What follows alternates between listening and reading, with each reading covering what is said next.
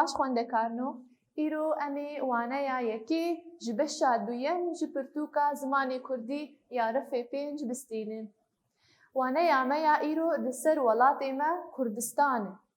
Em ê welatê xwe nas bikin, navê waneya me em welatê xwe nas bikin. Welatê me welatê Kurdistan çawa ye? Waneya me bi giştî li ser taybetmendî û giringiya welatê me diaxive. Ji hêla erdîngariyê ve, ji hêla xwezaya welatê me ve, ji hêla bermahiyên dîrokî û xêr û bêrê welatên me yê serherd û binerd û çawa welatê me giringiyeke wînî cîhanî heye ku sûda cîhanê bi giştî di welatê me de heye. Welatê me Kurdistan gelek xwendekar hene li ser wî diaxivin di vê waneyê de. Di vê waneyê de mamoste pirsekê dike.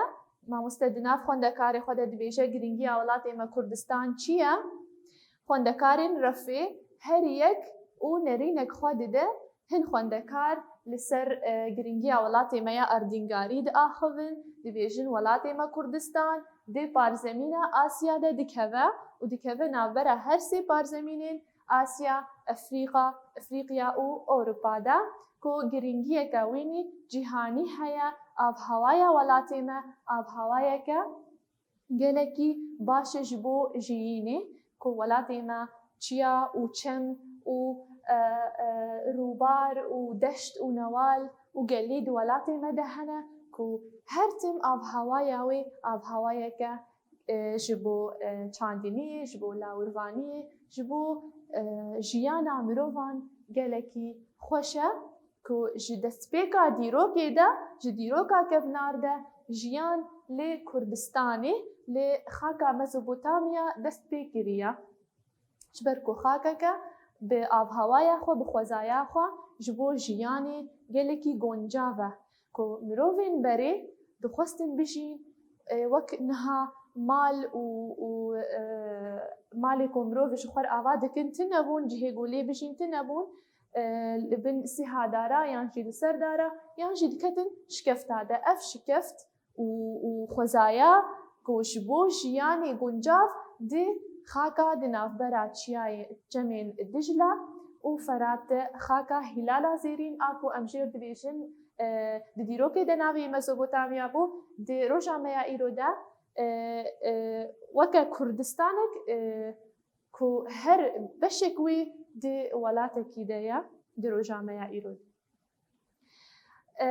Hin jî hin xwendekar jî li ser xêr û bêrê Kurdistaniyê serard û binard ku Kurdistan welatê me dewlemend e bi cihên petrolê ku welatê me gelek çandiniya gelek cûreyên şînatiyan lê tê çandin wek genim, ceh, bambo, wek zeytûn.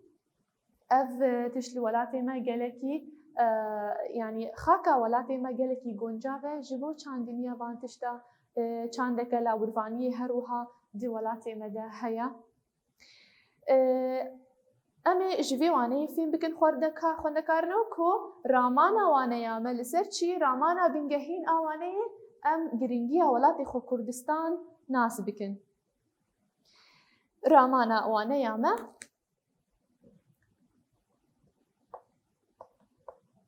ramana bingehîn ku em giringiya welatê xwe nas bikin lê divê em waneya xwe bixwînin ji bo em baştir bigihên agahiyên waneyê. Bi hev re vekin ser rûpela 35 xwendekarino. Rûpela 35 vekin ji bo em bi hev re bixwînin. Piştî ku mamoste li ser depê pirsa giringiya welatê me ya di cîhanê de çi ye nivîsî, li xwendekaran zîvirî. Zarokên jîr di vê waneyê de em ê welatê xwe û giringiya wî nas bikin. Welatê me Kurdistan herêmeka çiyayî ye. Bê çiyayên xwe yên bilind, geliyên kûr û deştên fireh navdar e. Li ser vê pirsa ku hûn li ser depê dibînin biaxivin. دیجلەیە دەستپێکی مافی ئاخافتنێ گرت وها گوت وڵاتێمە کوردستان جه و وارێ کوردستانیانە وڵاتێکی دێرین و خودی بەرماهین دیرۆکی و دەولەمەندیەکە پرکەڤنە gelek caran ji mirovahiyê re melovanî kiriye xwediyê giringiyeke mezin e cihê çavkaniya pêşketina mirovahiyê ye ji ber vê bala gelek şaristaniyên biyanî dikişîne xebat mafê axaftinê girt û wiha peyivî lê li gorî min giringiya welatê me ji cihgirtina wî ya erdîngariyê tê welatê me dikeve barzemîna Asyayê li Rojhilata Navîn di navbera barzemînên Asya, Ewropa û Efrîqiya de cih digire. Riyên bazirganiyê yên girîng, hevrişîm û biharatê tê re derbas dibin. Kajînê jî mafê axaftinê girt û wiha dest bi axaftinê kir. Welatê me di warê xwezayî û dewlemendiyên sererd û binerd de jî xwediyê giringiyeke mezin e. Ji bin axa welatê me gelek cûreyên kanzayî tên derxistin. Di warê av û rûbarên xwe de jî pir dewlemend e. Wek Dicle, Ferat, Zap, Aras. Her wiha di welatê me de du golên mezin wan û Ormiye jî hene. Gelek cûreyên çandiniyê lê tên çandin weke mêwe, zeytûn, genim, ceh, bambo û şînatî. Di warê lawirvaniyê de jî welatekî pir dewlemend e. Piştî van gotinan mamoste ji çiya pirsî. Çiya jî wiha bersiva xwe da. Hevalê min gelek tiştên xweş anîn ziman ji wan cudatir giringiya welatê me ji welatên cîran di welatê me de gelek çavkaniyên petrolê hene. Petrol heybereke pir giring e û em dikarin sûdê jê bigirin. Piştî van gotinan mamoste wiha peyivî hûn her bijîn we gelek axaftinên girîng anîn ziman. Rast e weke ku we jî anî ziman li cîhanê welatê me Kurdistan cihekî girîng digire ji ber vê yekê çavên gelek hêzên dagirker li dewlemendiya welatê me ye. Ev wane mebdawî kir xwendekarin û xwendina wê mebdawî kir û ramana wê me got ramana waneya me li ser welatê me Kurdistan û giringiya wê di cîhanê de ku welatekî ji hêla erdîngarî, ji hêla xwezayî, ji hêla xêr û bêrêxwe yên sererd û binerd de welatekî gelekî dewlemend û goncav e ji bo jiyana mirovan û ji bo jiyana lawiran û ji bo jiyana şînatiyan ji dîroka kevnar de ev welat, ev xaka ku dikeve navbera çemên Dicle û Ferat û çiyayên Zagros û Toros ev xakeke ku hemû cîhan çavê wan li ser vê xakê ye ji ber giringiya wê. Em ê bi hev re herin guftûgoya waneyê pirsin hene em ê wan çareser bikin. Di rûpela 37 de Di rûpela 37 de pirs hene ez ê pirsê bixwînim û bersiva wê ji we re li ser depê binivîsînim û em ê ramana xwe ya bingehîn jî binivîsînin. Ramana waneya me dibêje giringiya welatê me Kurdistan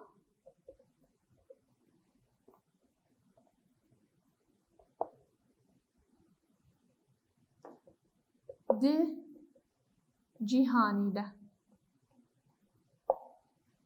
Giringiya welatê me Kurdistan di cîhanê de. Ev ramana waneyê ye. Pirsa yekê ji rûpela 37 dibêje mamoste çi pirsî ya jî çi pirs li ser depê nivîsî? Mamoste pirsek danî giringiya welatê me ya di cîhanê de çi ye? Ev guftûgoya waneyê ye. گۆیە وانەیە بەرسڤە یەکێ مامۆستا لەسەر دە پێ نویسی گرنگیە وڵاتێمە یا دیجیهانێدە چییە؟ مامۆستا ئەف پرس نویسان. پرسا ددووە li gorî waneyê Kurdistan bi çi navdar e? Kurdistan di waneyê de Kurdistan bi çiyayên xwe yên bilind û deştên xwe yên fireh û geliyên xwe yên kûr navdar e. Ev xwendekarin ev taybetmendiyên xwezaya welatê me Kurdistanê ku çiyayê wê bilind in û deştên wê fereh in. Deşt çi ne? Ew erda fireh a şîn a ku dibe wek çêrgehekê jî her tim ew deştên fireh dibin çêrgeh jî û geliyên kûr newalên kûr û her wiha çim û rûbar û golê avê jî hene. Lê di waneyê de em ê bêjin çiyayên bilind, çiyayên bilind, geliyên kûr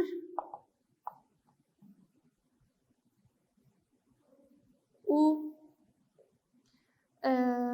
deştên fereh. Deştên fireh. Em herin pirsa sisiya. Pirsa sisiya dibêje çima Kurdistan bala gelek şaristaniyên biyanî dikişîne? Pirsa sisiya. Çima Kurdistan bala gelek şaristaniyên biyanî dikişîne? Ji ber ku cihê çavkaniya mirovahiyê ye. Cihê çavkaniya şaristaniyên mirovahiyê ye. Ji ber ku cihê çavkaniya şaristaniya ya jî pêşketina pêşketin ji welatê me dest pê kiriye ji ber ku jiyan jî ji welatê me dest pê kiriye. Çavkaniya pêşketina mirovahiyê ye.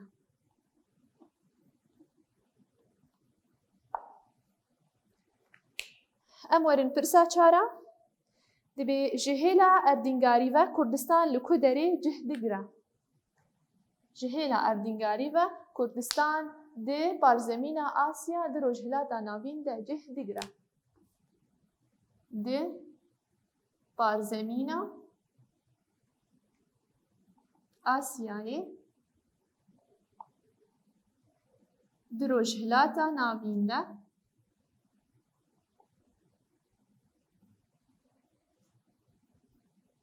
navîn de cih digire.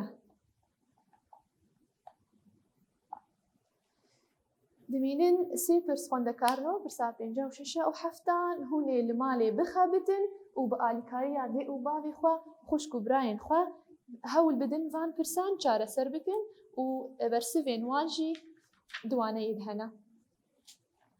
Em bi hev re herin rûpela sî û heştan xwendekarino. Rûpela sî û heştan ez ê ji we re bixwînim û bersiva pirsê wê bidim. Pirsa yekê dibêje em wateya peyva sorkirî hilbijêrin. Hevok danîne peyvek sorkirî tê de heye û sê peyv danîne yek ji van her sê peyva wateya peyva sorkirî ye. Dibêje hevoka destpêkê bi çiyayên xwe yên bilind geliyên kûr deştên fireh navdar e. Peyva geliyên hatiye sorkirin. Çi wateya wê ye? Dibêje çiya, kanî, çem û newal. Peyva gelî wateya wê çem û newal. Çem û newal hilbijêrin. Hevoka didwa dibêje welatekî dêrîn û xwedî bermahiyên dîrokî û dewlemendiyeke pir kevne. Peyva dêrîn hatî sorkirin em ê wateya wê nas bikin. Kevnar heye, nûjen heye و خودی ارک هیا پیوا دیرین تی واتیا کذنار ولاتکی دیرین یعنی ولاتکی کذناره هفوکا سسیا خبات ما في أخافتني قرت وها بيفي هاتي سوركرن بيفي معناوي آخذي واتياوي آخذي جناف بيدنگ ما آخذي قيركر بيفا آخذي هل بشيرن أم هر البرساد دوا دبي أم جواني همواتين بيبين لجير بن بيسن هن بيف دانين أمي همواتي وان برتوكي جوانا يا خوا درخينن يعني وك بيفا سرشتي دي واني دم خوند بيفا خوزاي هبو سرشتي دي واتايا خوزاي سرشتي اف برساد دواني سرشتي تي واتايا دي برتوكي دانين خوزاي هون الواني بقرن هوني بيفا خوزاي ببينن بيفا زنجيني تي واتايا دولة مندي زنجيني دولة مندي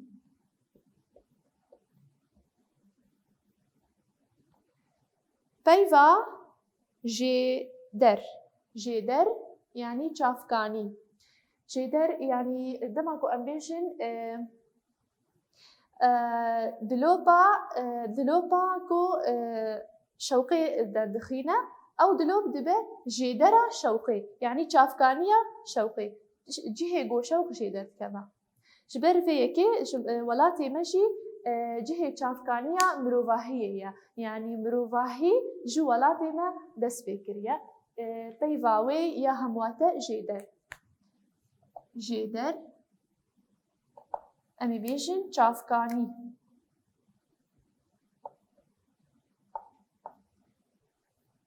ما برسا دواجی بداوی کر خوندکارنو برسا سسیا جوره کاری مالیه هن پیو هنه هونه ده هفوکان دب کار بینه وک پیو فرات وک دجله وک کردستان اف برس گلکی هیسانه هونه وان پیو ده هفوکا دب کار بینه هر روپلاسیو نها خوندکارنو در روپلاسیو نهانده رزمان هیا آگاهی یک رزمانی دپرتو که ده هیا از جوار شیرو بکم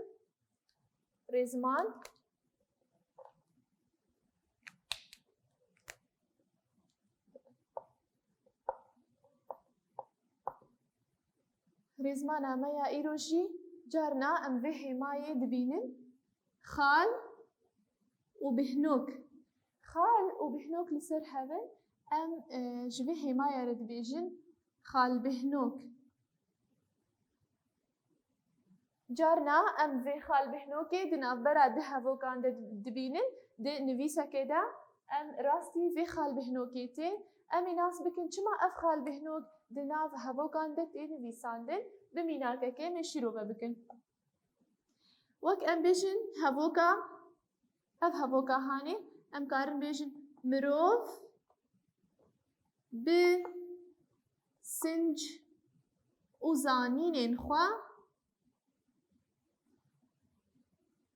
مروف بسنج وزانين خوا تي ناسين و خال بهنوك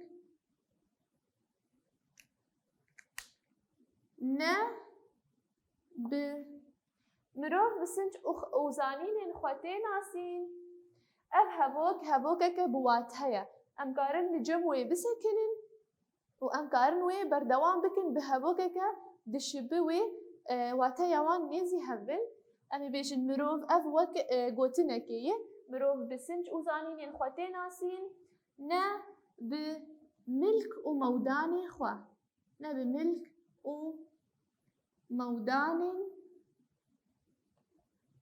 خوا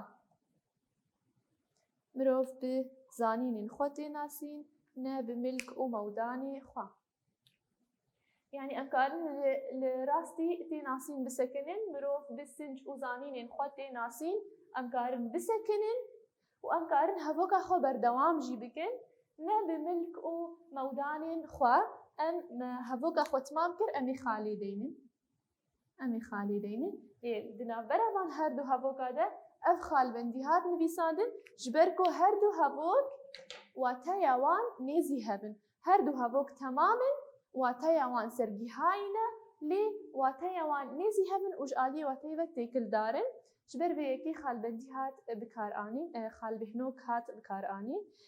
Di rêgeza rêzman de ew cihê keskirî ez ê ji were bixwînim. Ev hêma dikeve navbera du hevokên ku ramanên wan ji nêz ve têkildarin û hev temam dikin. Ji nêz ve têkildarin û hev temam dikin. Di hevokên temambûyî û hev bêhtir temam dikin. Di navbera wan de xalbîhnok tê nivîsandin. Em bi vî awayî xwendekarin û digihên dawiya waneya xwe û heta waneyek din hûn bimînin di xêr û xweşiyê de.